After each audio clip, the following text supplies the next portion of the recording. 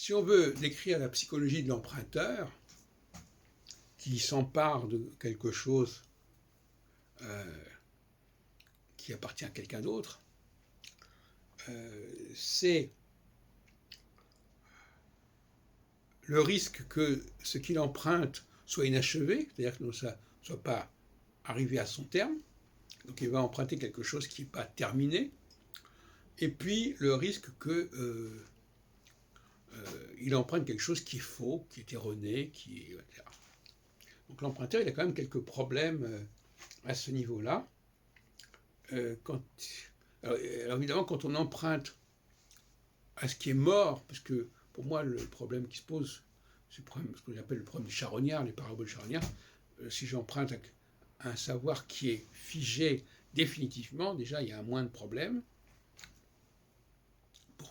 Mais c'est pas si simple, parce que parfois, dans le cas de Nostradamus, c'est classique, parfois, justement,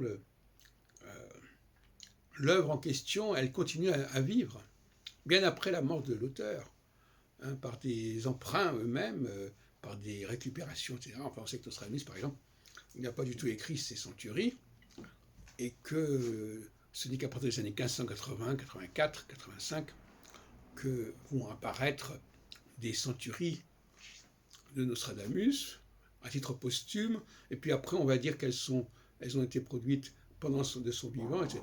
Enfin, il y a toute une évolution, toute une surenchère par rapport à Nostradamus, que j'ai signalé à plusieurs reprises. Mais d'une façon générale,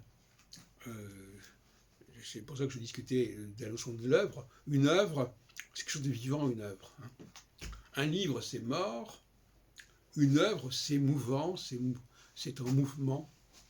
Et les limites d'une œuvre sont beaucoup plus difficiles à définir et à fixer que les limites d'un livre.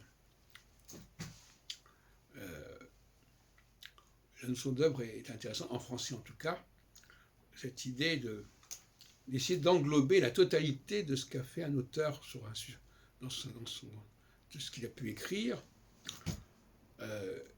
et puis aussi de ce qu'il pourra écrire à l'avenir, c'est un autre problème, ou de ce qu'on lui aura attribué, c'est aussi un autre sujet, ce qu'on appelle la fortune de l'œuvre, la réception de l'œuvre, etc., etc.